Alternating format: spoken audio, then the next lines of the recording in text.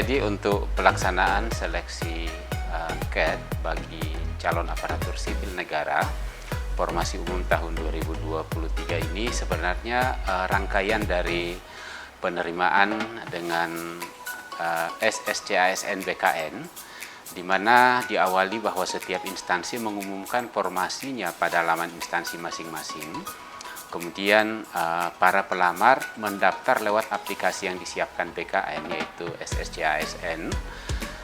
Kemudian peserta yang melamar itu diseleksi secara administrasi, dan yang lolos seleksi administrasi inilah yang kita ujiankan dengan CAT.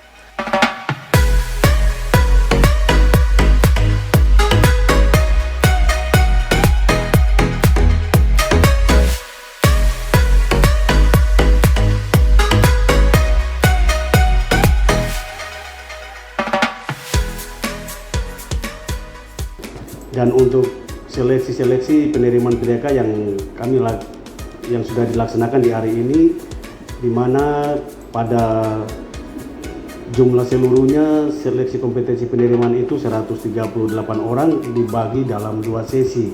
Sesi pertama itu 92 orang, sesi kedua itu 46 orang.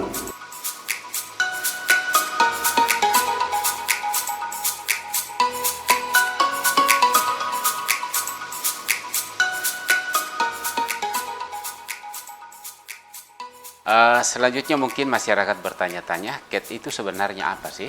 Ya, CAT itu adalah sebuah aplikasi yang disiapkan BKN untuk memfasilitasi proses seleksi. Kalau CAT ini sendiri sebenarnya singkatan dari Computer Assessed Test. Di lingkungan BKN sendiri, CAT ini dianggap sebagai singkatan dari cepat, akuntabel, dan transparan. Kenapa cepat? Karena kalau dulu kita menggunakan LJK untuk menjawab soal-soal ujian, harus dicoret, harus dilingkar, dan lain sebagainya.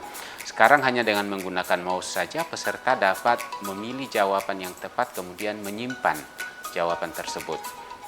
Kemudian satu hal lagi tentang face recognition.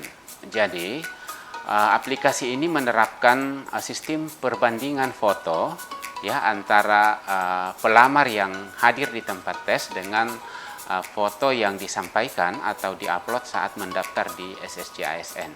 Transparansi itu bisa kami buktikan bahwa peserta setelah menyelesaikan soal ya, selesai melaksanakan tes dengan CAT, maka di layar akan muncul nilainya secara otomatis. Dan petugas kami di dalam lab CAT akan menyarankan untuk menulis nilai di balik kartu peserta. Selain itu, kami juga BKN Pusat memberi kewajiban kepada setiap titik lokasi untuk menyiarkan live streaming tentang skor yang didapat peserta per second, per detik, dan seterusnya. Jadi kalau misalnya baru masuk ruangan, mulai kerja nomor 1 nilainya 5, terus 2 menit kemudian nilainya 10, itu akan muncul terus dalam live streaming yang dapat Bapak Ibu lihat di YouTube BKN 9 Jayapura. Kendala-kendala yang kami hadapi, kalau kami lihat tadi pada sesi pertama bahwa ada beberapa peserta yang tidak membawa KTP asli, sehingga dimungkinkan oleh BKN untuk mereka melampirkan mereka punya kartu keluarga untuk melengkapi mereka punya persyaratan KTP tadi. Nah, itu kendala yang kami hadapi. Kemudian bagaimana perlakuan kami terhadap peserta yang tidak hadir? Ya, ini ada 2 hal. Apabila tidak hadir karena kondisi tertentu, katakanlah dia sakit sementara opname dan memang tidak bisa hadir untuk tes, dan dilengkapi dengan surat kesehatan atau keterangan sakit dari rumah sakit, maka peserta tersebut bisa dijadwalkan ulang sepanjang masih ada waktu. Instansi berkoordinasi dengan BKN, kemudian dijadwalkan ulang.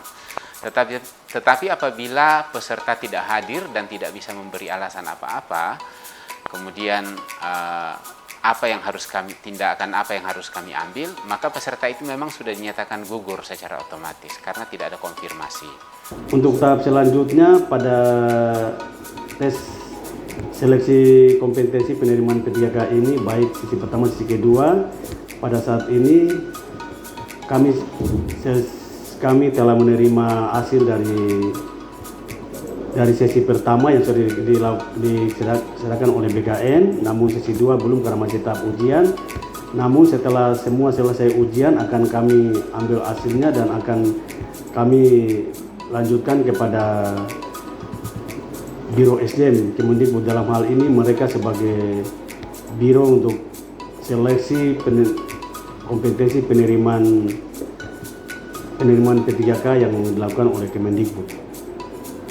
Kemudian untuk pengumuman kelulusan nantinya akan diumumkan tanggal 6 sampai 15 Desember 2023. Pastinya setelah pengumuman akan ditindaklanjuti lagi dengan usul penetapan nomor induk pegawai nomor identitas pegawai bagi CPNS dan nomor induk pegawai bagi calon P3K atau PPPK.